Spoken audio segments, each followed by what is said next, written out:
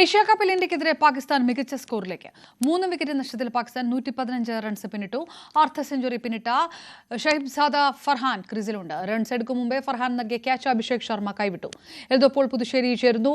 ഇന്ത്യയുടെ പ്രതീക്ഷയ്ക്ക് മങ്ങലേൽക്കുന്ന തരത്തിലുള്ള റിപ്പോർട്ടുകളോ വരുന്നത്? എൽദോ, അപർണ, ഇപ്പോൾ ഒന്ന് മാറ്റി പറയണം. കാരണം ഇപ്പോൾ 4 വിക്കറ്റ് നഷ്ടമായിട്ടുണ്ട് പാകിസ്ഥാന്. 116 റൺസ് എടുത്ത പാകിസ്ഥാൻ അവരുടെ ഇൻഫോം ബാറ്റർ, അതായത് അർദ്ധ സെഞ്ചുറിയുമായി ക്രീസിലുണ്ടായിരുന്ന ഷഹീബ്സാദ ഫർഹാനാണ് പുറത്തായത്. ശിവൻ ദുബൈക്കാണ് വിക്കറ്റ്. 58 റൺസ് എടുത്താണ് ഷഹീബ്സാദ ഫർഹാൻ പുറത്തായത്. ഏറ്റവും പ്രധാനപ്പെട്ട കാര്യം, ഈ കഴിഞ്ഞ 4 ഓവറായിട്ട് ഇന്ത്യ മത്സരത്തിന്റെ ഗതി പൂർണ്ണമായിട്ട് നിയന്ത്രണത്തിലേക്ക് കൊണ്ടുവന്നിട്ടുണ്ട് എന്നുള്ളതാണ്.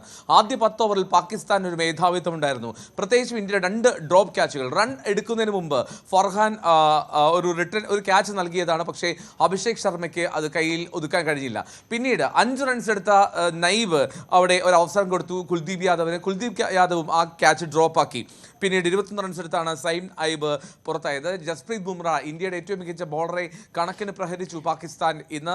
പ്രത്യേകിച്ചും ഒരു ടാർഗറ്റഡായി ബുംറയെ ആക്രമിക്കുന്നത് പോലെയായിരുന്നു ഇന്ന് പാകിസ്ഥാന്റെ ബാറ്റിംഗ് പ്രകടനം. ഹാർദിക് പാണ്ഡ്യയാണ് ആദ്യ ഓവർ എറിഞ്ഞത്. 2 ഓവർ എറിഞ്ഞ ഹാർദിക് പാണ്ഡ്യ 15 റൺസ് മാത്രം വിട്ടു നൽകി ഒരു വിക്കറ്റ് എടുക്കുകയും ചെയ്തു.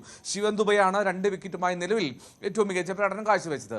ഇനി നമ്മൾ ഈ മത്സരത്തിലേക്ക് എത്തിയപ്പോൾ ഉറ്റുനോക്കിയതാണ് ഇന്ന് ഹസ്തദാനം ഉണ്ടാകുമോ എന്ന്. ടോസിന്റെ സമയത്ത് 2 ക്യാപ്റ്റന്മാരും ഹസ്തദാനത്തിന് തയ്യാറായിട്ടില്ല. മാത്രമല്ല, ഇന്ത്യയുടെയും പാകിസ്ഥാന്റെയും ടീം ഇന്ന് മത്സരശേഷവും ഒരു ഹസ്തദാനത്തിലുള്ള സാധ്യത കാണുന്നില്ല. കഴിഞ്ഞ മത്സരത്തിന് സമാനമായിരിക്കും. മാത്രമല്ല, മാച്ച് റഫറി ആൻഡി പൈക്രോഫ്റ്റ് തന്നെയാണ് ഈ മത്സരത്തിലെ റഫറി. പാകിസ്ഥാൻ ക്രിക്കറ്റ് ബോർഡിന്റെ ഒഫീഷ്യലുകൾ മത്സരത്തിന് എത്തിയിട്ടുണ്ട്. പക്ഷേ BCCയുടെ ഭാഗത്ത് നിന്ന് ആരും ഈ മത്സരം കാണാൻ എത്തിയിട്ടുമില്ല. അപർണ, എൽദോ പോൾ പുതുശ്ശേരിയാണ് വിവരങ്ങൾ നൽകിയത്.